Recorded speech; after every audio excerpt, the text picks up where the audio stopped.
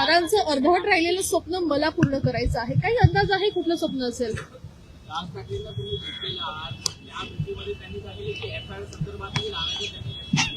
आता तुम्हाला राज ठाकरेंकडून नेमकी अपेक्षा काय आहे आणि राज ठाकरे तुम्हाला काय आश्वासन दिले? बघा, इथं व्यक्तिगत लेवलला, भावनिक लेवलला मी राज ठाकरे साहेबांना त्या ठिकाणी भेटलेलो आहे. माझ्या मनामध्ये जे जे काय होतं ते मी तिथं बोलून दाखवलं. माझ्याकडे जे जे कागद होते ते मी त्यांना तिथं दिलेले आहेत आणि मी दुसरी कुठलीही तिथं अपेक्षा केली नाही. माझं फक्त एकच आहे की मराठी माणसाच्या पाठीमागे ते नेहमी भक्कमपणे त्या ठिकाणी राहिलेले आहेत. एवढ्या मोठ्या नेत्याकडनं आणि ते सरळ बोलणारे नेते आहेत, त्यामुळे त्यांच्याकडनं माझी नक्कीच अपेक्षा आहे, मनोमन अपेक्षा आहे. मी बोलून दाखवली नाही आणि ते योग्यच निर्णय आणि योग्यच पद्धतीने या विषयाला पाठिंबा देतील असा मला त्या ठिकाणी विश्वास आहे.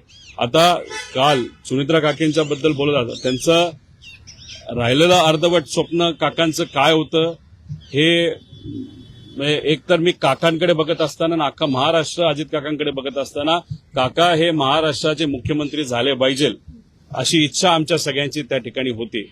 आता काकी बोलत असताना अर्धवट राहिलेलं स्वप्न हे विकासाच्या बाबतीत, कारण दादा नेहमी फक्त विकासाबद्दल बोलायचे.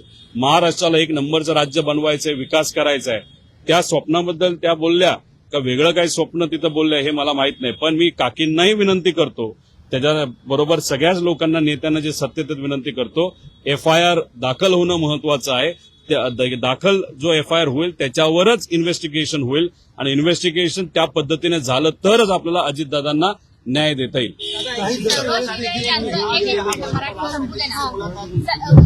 सर, समाज माध्यमांवर आणखी एक व्हिडिओ व्हायरल होतोय, एक खूप व्हायरल होते, काल झालं ऐकायला मिळतंय की अजित दादांच्या आता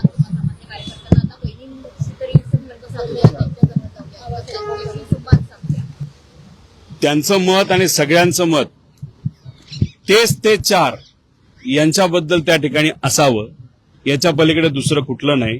आणि एका महिला आमदारांनी ते बोलून दाखवलं, ते एका व्हिडिओवर आलं आणि ते लोकांपर्यंत पोहोचलं. याच्यावरनं समजून घ्या की एखाद्या नेत्याला जर आमदारांपासूनच लांब काही लोक ठेवत असतील, ते चार लोक ठेवत असतील, तर मग बाकीच्यांचं काय? तरी दादा हे दादा असल्यामुळे त्या गोष्टी तशा होऊन देत नव्हते. पण तरी जर होत असेल तर काकींनी सुद्धा कुठेतरी सांभाळून राहिलं पाहिजे, एक पुतण्या म्हणून त्या ठिकाणी विनंती करतो.